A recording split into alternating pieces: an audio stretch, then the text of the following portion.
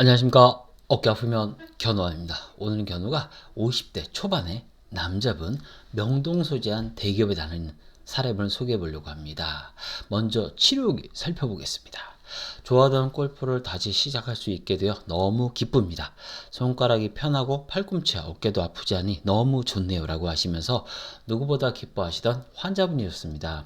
환자분께서는 대기업에 다니다 보니까 아무래도 술자리도 많고 사람도 만날 수밖에 없잖아요. 그래서 오십견에다가 뭐 방아쇠 수지에다가 여러 가지 이런 고생을 하셨어요.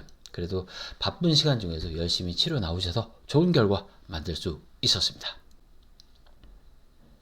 명동에 소재한 대기업에 다니는 50대 초반의 남자분이셨습니다. 3달 전에 오른 어깨 통증이 생겼습니다. 골프를 치는데 6개월 전부터 손가락과 오른 팔꿈치가 아프기 시작했습니다. 정형외과에서 50견과 골프 엘보, 엄지를 제외한 8개 손가락에 방아쇠 수지 진단을 받았습니다. 골프를 한 지는 10년 정도 됐고 안 치다가 6에서 7개월 전에 다시 골프를 시작했습니다. 지금 어깨와 팔꿈치가 아프고 손가락도 잘 펴지지 않아서 운동을 쉬고 있습니다 라고 하시면서 누구보다 힘들어 하셨습니다.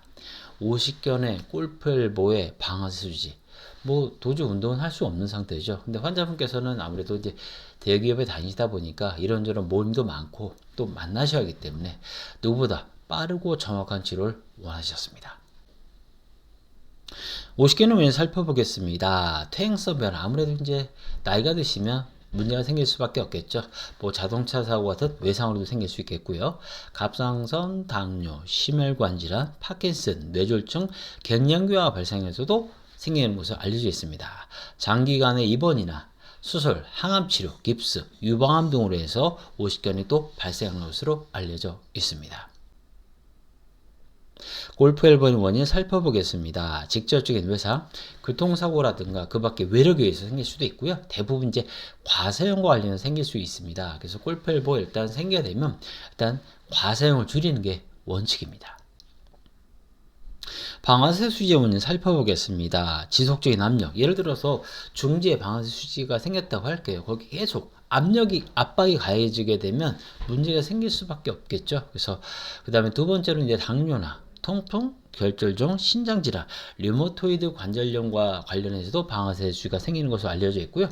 특발성에 의해서 원인 불명으로도 방아쇠 수지가 생기는 것으로 알려져 있습니다. 환자분의 발생 원인 살펴보겠습니다. 아무래도 이제 퇴행성 변화, 50대 초반이니까 많이 생기는 질환 중에 하나가 뭐죠? 오십견. 그럼 많이 쓰시면 엘보도 생길 수밖에 없겠죠. 그런 것들은 퇴행성 변화와 관련해서 생긴 것을 보였고요. 골프, 이제 눌리게 되잖아요. 우리가 손에 힘을 쓴다는 건 손에 어딘가에 걸리는 거예요. 그때 보통 이제 골프채를 쥐면 4지나 5지나 엄지 쪽 많이 생기거든요. 근데 이 환자분 같은 경우에는 뭐 되게 많은 손가락에 발생하셨죠. 아무래도 많이 쓰시면 생길 수밖에 없습니다. 그래서 골프 같은 이제 과사용과 압력과 관련해서 생겼던 것으로 보였습니다. 환자분에게 전달한 주의사항 살펴보겠습니다. 첫 번째 술입니다. 염증 질환이 있을 때 내 몸에 어딘가 아플 때 술을 드시게 되시면 염증 질환이 더 심해져요. 그 다음에 오십견. 환자분 같은 경우 예를 들어서 이쪽 팔 동작, 올라간 동작 안 되면 또 자꾸 반복하는 분들이 있거든요. 그러면 그 굳어있는 어깨에 문제를 주면서 또 다른 2차적 문제가 생길 수 있어요. 안 되는 동작 하기보다는 환자분에게 증상에 맞춰드린 스트레칭을 단계별로 하실 걸 추천해 드렸습니다. 그 다음에 엘보, 팔꿈치를 만지거나 마사지하지 않는다. 이제 환자분께서는 팔꿈치가 아프면 자꾸 막 주물르거나 막 이런 거 하는 분들이 있거든요. 특히 아침이면 뻐근하고 걸려요. 그럴 때 막 자꾸 주무르시는 분들이 있는데 그럴 때 그런 걸 하게 되면 더욱더 나빠질 수 있으니까 아플 땐 아이스백을 하셔라. 그 다음에 엘보 스트레칭 같은 건 일어나서 2-3시간 지나서 한 번 할 때 10번씩 하루에 2-3번 하셔도 좋고 아니시면 자주 하셔도 좋습니다. 라고 말씀드렸습니다. 탄빨지 같은 경우 이제 손가락 이렇게 꺾어지는 게 참 많거든요. 그럼 막 자꾸 막 주물이 막 이러고 하는, 막 늘리는 분들이 있어요. 불필요한 자극을 가하게 되면 탄빨지 증상 나빠질 수 있기 때문에 그렇게 일부러 하지 마시고 이렇게 꺾어져 있던 손가락 2-3시간 지나면 펴져요. 그렇게 할 때 기다린 다음에 쓰시는 걸 말씀드렸고, 여기 어떤 방아쇠 중에 손가락엔 자꾸 압력을 주거나 외력, 그리고 좀 과사용도 좀 조심해서 사용하실 것을 말씀드렸습니다. 환자분의 적용한 치료 방법 살펴보겠습니다. 관련 근육을 풀어주면서 증상에 맞는 주의사항을 실천하고 단계별 스트레칭을 따르면서 굳은 관절량을 열어주고 아픈 팔 사용을 줄이며 활차가 늘리지 않도록 조심하고 어깨, 팔꿈치, 손의 바른 정지를 도와주며 불필요한 자극을 하지 말고 관절랑, 건조를 정성하면서 오십견, 골펠부, 방아수지의 재발을 막아주면 괴로움과 고통에서 벗어날 수 있습니다. 견우방송 보시면서 잘 아실 거예요. 제 방송의 핵심 뭐냐면 증상별 주의사항이야. 오십견 같은 경우 일단 애주가 같은 경우 좀 고생할 수 있습니다. 왜? 염증이 있는 상태에서 술이 들어오면 증상이 더 나빠질 수 있겠죠. 그리고 오십견 환자 중에서 가장 많이 보는 것 좀 뭐냐면 예를 들어 이 동작, 외전 동작이 안 된다고 할게요. 그럼 또 계속 반복하는 분들이 있어요. 그럼 어떻게 될까요? 굳어있는 손이 그런다고 펴질까요? 그렇지 않아요. 아픈 동작을 반복하지 않는 게 좋고요. 증상에 맞는 스트레칭을 꾸준히 하면서 적극적으로 치료를 받는 게 상당히 중요합니다. 두 번째는 이제 엘보 같은 경우 팔꿈치가 아프면 아침에 되게 뻐근하거든요. 그때 막 주무르거나 막 이런 거 하는 분들이 있으세요.